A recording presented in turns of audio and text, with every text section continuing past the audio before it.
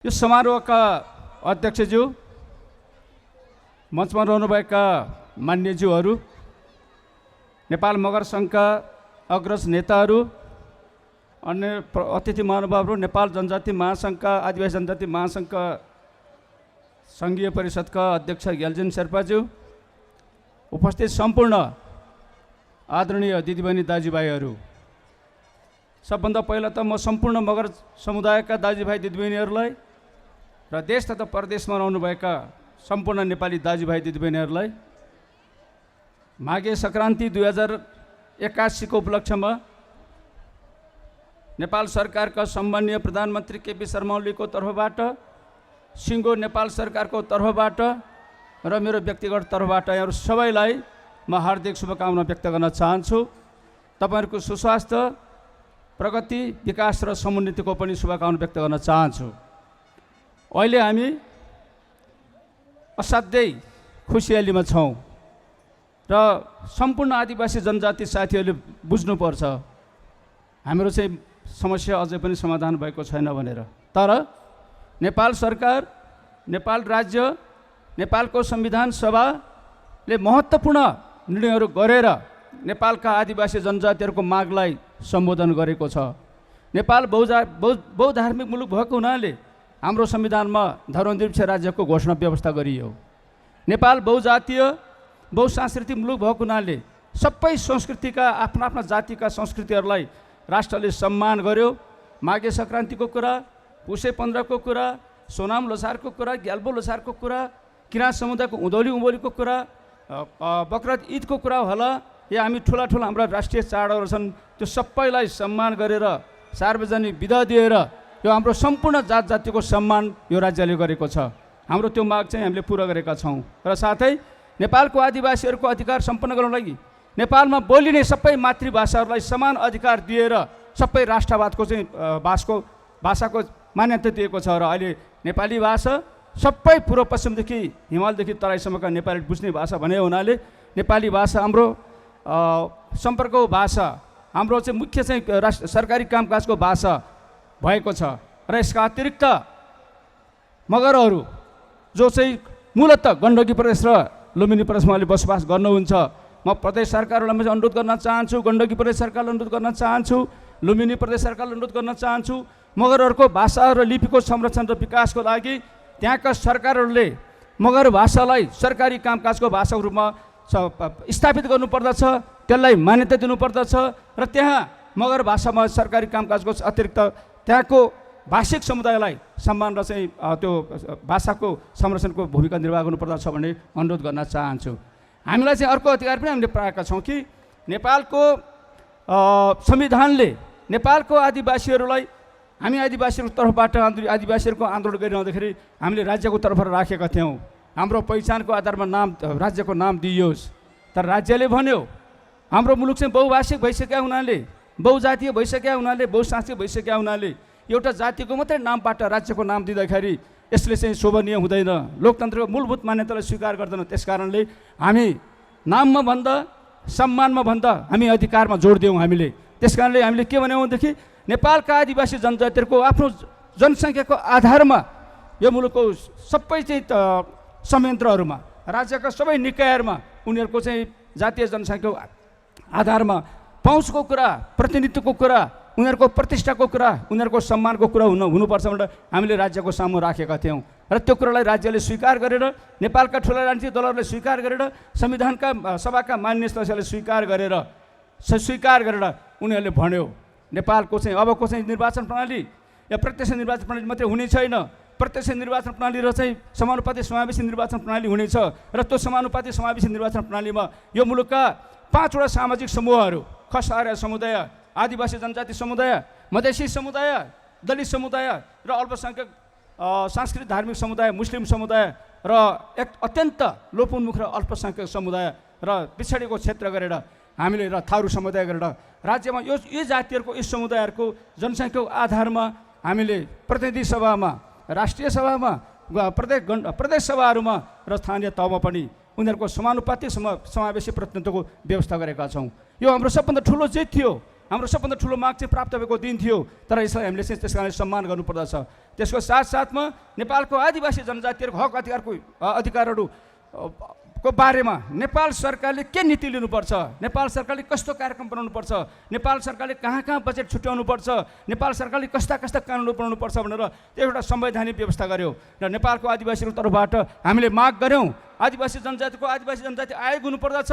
आज नेपाल सरकारले स्वीकार गरेर नेपालमा चाहिँ आदिवासी जनजाति आयोग बनाएको छ, दलितको हक अधिकारलाई दलित आयोग बनाएको छ, थारू आयोग बनाएको छ, मधेसी आयोग बनाएको छ, समावेशी आयोग बनाएको छ, महिला आयोग बनाएको छ। सबै समुदायको आयोग गठन गरेर सबै समुदायको मागहरू पुरा गर्ने कुरामा उनीहरूको बारेमा चाहिँ सही नीति निर्माण गर्ने कुरामा, बजेट छुट्याउने कुरामा, कार्यक्रम ल्याउने कुरामा नेपाल सरकारले संविधान सभाबाट यो चाहिँ नेपालको संविधान सभाले यो संविधानमा हाम्रो संविधान यी कुराहरूको प्रत्याभूति गरेर मुलुक चाहिँ साँच्चै नै बहुसांस्कृतिक, साँच्चै नै बहुभाषिक, साँच्चै नै बहुधार्मिक, साँच्चै नै बहुजातीय भन्ने कुरा स्वीकार गरेर र यति कुरा मात्रै होइन, नेपाल भौगोलिक रूपमा विविधता समाज छ भनेर त्यो कुरालाई पनि स्वीकार गरेर अहिलेको नेपालको संविधान नेपाल सङ्घीय लोकतान्त्रिक गणतन्त्रात्मक संविधान बनेको हो।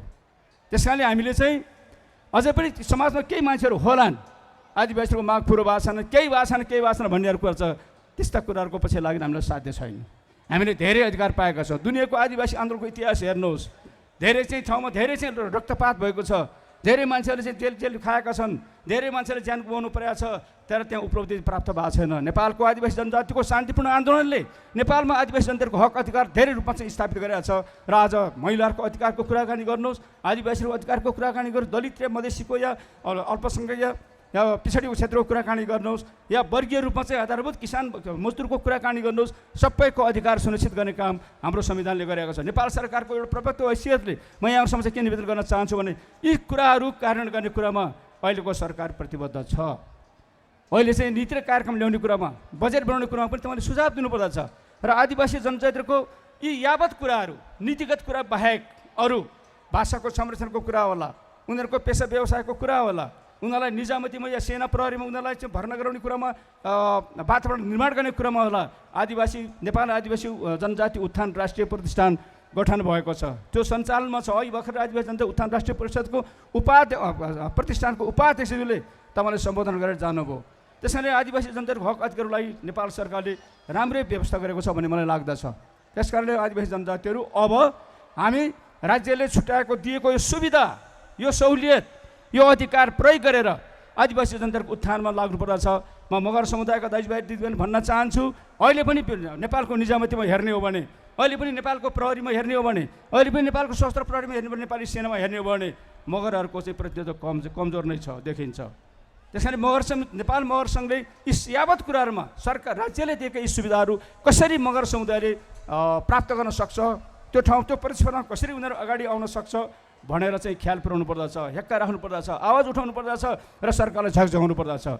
किनभने म के अनुरोध गर्न चाहन्छु भने मगर जाति नेपालको सबभन्दा ठुलो जाति, आदिवासी जनजातिको सबभन्दा ठुलो जाति, धेरै जनसङ्ख्या भएको जाति, प्रथम शहीद उत्पादन गरेको जाति र नेपालको एकीकरणमा पृथ्वीनारायण शाहको सेनामा बसेर नेपालका आदिवासी मगर जातिहरूले, नेपालको गुरुङहरूले, नेपालका क्षेत्रीहरूले यो एकीकरणको अभियानमा पृथ्वीनारायण शाहको सेनाको प्रमुख अङ्ग भएर नेपालको एकीकरणमा महत्त्वपूर्ण भूमिका निर्वाह गरेको कुरा राज्यले भुल्नु हुँदैन, नेपालीले भुल्नु हुँदैन, हामी कसैले पनि भुल्नु हुँदैन। त्यति मात्र होइन, मगरहरूको सोझोपन, मगरहरूको लडाकुपन, मगरहरूको पराक्रम, उनीहरूको यस्तो कारणले गर्दाखेरि प्रथम विश्वयुद्ध र दोस्रो विश्वयुद्धमा मगर जातिका थुप्रै मान्छेहरूले धेरै नाम कमाए, धेरै चाहिँ वीर चक्र प्राप्त गरे उनीहरूले। त्यही लिगेसीबाट, त्यही लेखिएलाई समातेर धेरै नेपालका चाहिँ आदिवासी जनजाति दाजुभाइहरूले ब्रिटिस सेनामा चाहिँ उनीहरूले चाहिँ आफ्नो जागिर पाए, भारतीय सेनामा जागिर पाए, धेरै चाहिँ राम्रो जागिर पाए उनीहरूले। तर त्यहाँ आज त्यो परिस्थिति बदलिएको छ। त्यसैले आज उनीहरूलाई नेपाली सेनामै, नेपालको प्रहरीमै उनीहरूलाई यस्तो स्थान दिनुपर्दछ। उनीहरूलाई दिएको जुन चाहिँ आरक्षणको व्यवस्था हो त्यसमा ठिक ढङ्गले काम गर्न सक्नुपर्दछ। र मगरहरूले यो मुलुकको चाहिँ राजनीतिक चाहिँ प्रणालीमा जुन खालको हस्तक्षेपकारी भूमिका निर्वाह गरेको छ, राज्यले त्यो सम्मान गर्नुपर्दछ, राज्यले त्यसलाई सम्झाउनु पर्दछ। आदरणीय दाजुभाइ दिदीबहिनी, अघि यहाँ भाषण गर्ने कुरामा हाम्रो आदिवासी जनजाति महासङ्घको अध्यक्षले के प्रश्नहरू राख्नु भएको छ, म त्यसको बारेमा केही कुरा भन्न चाहन्छु। हिजो अस्ति मात्रै नेपाल सरकारले 4वटा अध्यादेश जारी गर्छ, सभामुख राष्ट्रपति समक्ष सिफारिस गरेर राष्ट्रपति सम्माननीय राष्ट्रपति महोदयले ती अध्यादेशहरू अनुमोदन गर्नुभएको छ। ती अध्यादेशहरू हाम्रो आजको चाहिँ अर्थतन्त्रको तहस नहस भएको स्थिति, अहिले पनि हाम्रो अर्थतन्त्र हामीले चाहेको जस्तो स्थितिमा चाहिँ बौरिन सकेका छैन। भलै हामीले कमाउ भएको अर्थतन्त्र हामीले चाहिँ अहिले आइसियुमा ल्याएका छौँ। अब आइसियुबाट हामी त्यसलाई चाहिँ बाहिर ल्याउन चाहन्छौँ। त्यसका लागि केही नीतिगत अवरोधहरू थिए, केही चाहिँ समस्याहरू थिए। हाम्रा 11वटा कानुनहरू त्यस्ता कानुन छन् जसले हाम्रो अर्थतन्त्रको सुधारमा, यो मुलुकमा लगानी गर्नको लागि, यो मुलुकमा उद्योग सञ्चालन गर्नको लागि, यो मुलुकमा व्यवसाय गर्नको लागि अवरोध सिर्जना गरेका थियो। हामीले चाहिँ चाहेर पनि धेरै चाहिँ चाँडैभन्दा चाँडै यसको उत्थान गर्न सकेनौँ, यो अर्थतन्त्रलाई तङ्ग्राउने काम गर्न सकेका छन्। त्यसकारणले म अनुरोध गर्न चाहन्छु, आर्थिक तथा व्यावसायिक वातावरण सुधार तथा लगानी अभिवृद्धि सम्बन्धी 11वटा पुराना नेपाल चाहिँ केही नेपालका ऐनहरूलाई संशोधन गरेर एउटा अध्यादेश जारी गरेका छौँ हामीले। अब त्यसले गर्दाखेरि लगानीको अभिवृद्धि हुने कुरा, त्यसले गर्दाखेरि हाम्रो उद्योगमा, हाम्रो व्यवसायमा काम गरेका साथीहरूको, काम गरेका उद्यमी व्यवसायीहरूले सहुलियत पाउने कुरा, उनीहरूलाई काममा सहज हुने कुरा, उनीहरूको काममा अप्ठ्यारो भइरहेका सबै कुरालाई हटाएर अत्यन्त सरल ढङ्गले, छिटो छरितो न्याय पाउने ढङ्गले, छिटो छरितो त्यो चाहिँ ती उद्योग व्यवसायलाई सञ्चालन गर्ने ढङ्गले हामीले अध्यादेश जारी गरेर नयाँ कानुन ल्याएका छौँ। दोस्रो कुरा, नेपालको सार्वजनिक प्रशासनिक सेवा अहिले पनि असाध्यै चाहिँ धेरै ढिला सुस्ती, असाध्यै धेरै भ्रष्टाचार केन्द्रित भएको छ र हामीले काम पाउँदैन। त्यस कारणले नेपाल सरकारले भन्यो सुशासन प्रवर्धन र सार्वजनिक सेवालाई प्रभावकारी बनाउनको लागि नेपालका विद्यमान 13वटा ऐनहरू, 13वटा कानुनहरूलाई समायोजन गरेर तिनीहरूलाई संशोधन गरेर हामीले अर्को अध्यादेश जारी गरेका छौँ। त्यसैले त्यो अध्यादेशले के भन्छ भने अब उपरान्त तपाईँले सिडिओ कार्यालयमा जानुभयो, तपाईँ कुनै मन्त्रालयमा पुग्नुभयो, तपाईँ कुनै विभागमा पुग्नुभयो, तपाईँ कुनै अरू चाहिँ सरकारी कार्यालयमा पुग्नुभयो भने त्यहाँका अधिकारीले, त्यहाँको चाहिँ व्यक्तिले, सरकारवाला व्यक्तिले 7 दिनभित्र तपाईँको समस्या समाधान गरेन भने उसले समस्या समाधान गर्न नसक्नुको कारण सरकारलाई बुझाउनुपर्छ।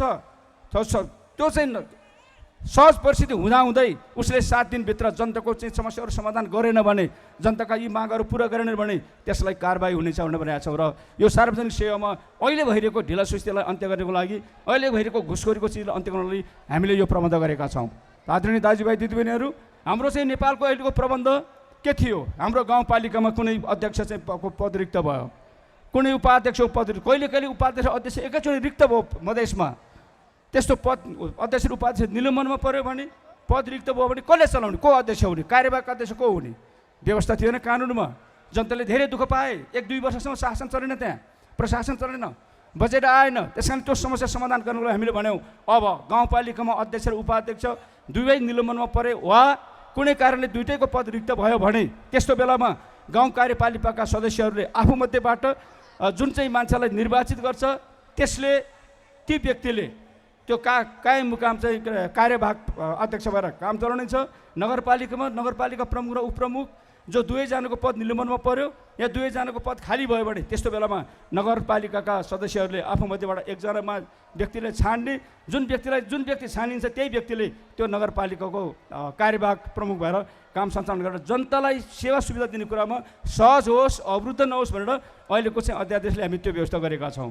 आदरणीय दाजुभाइ दिदीबहिनीहरू, त्यस कारणले अब म अर्को चाहिँ के भन्न चाहन्छु भने अर्थतन्त्रलाई अझ सुदृढ गर्नको लागि आर्थिक कार्यविधि ऐनलाई हामीले चाहिँ संशोधन गरेका अध्यादेश ल्याएका छौँ। त्यसलाई संशोधन गरेर र चाहिँ तपाईँको निजीकरण सम्बन्धी ऐनलाई चाहिँ सुधार गरेर हामीले ल्याएका छौँ। र युवा साथीहरू हुनुहुन्छ धेरै, अहिले आइटी सेक्टरमा व्यवसाय सञ्चालन गरिरहेका आइटी सेक्टरका विज्ञानलाई म भन्न चाहन्छु, आइटीका चाहिँ व्यवसायीहरूलाई म भन्न चाहन्छु कि तपाईँहरूको यो मुलुकमा आइटीको व्यवसाय सञ्चालन गर्दै हुनुहुन्छ भने तपाईँले विदेशमा पनि आफ्नो कार्यालय खोल्न सक्नुहुन्छ, ताकि तपाईँहरूले विदेशमा तपाईँहरूको चाहिँ व्यवसायसँग सम्बन्धित कुनै चिजमा तपाईँले प्रतिस्पर्धा गर्नु पऱ्यो भने प्रतिस्पर्धा गर्न पाउनुहुन्छ, विदेशमा व्यवसाय गर्न पाउनुहुन्छ, विदेशमा पैसा कमाउन पाउनुहुन्छ र त्यो पैसा नेपालमा सजिलोसँग ल्याउनु पाउने व्यवस्था हामीले गरेका छौँ।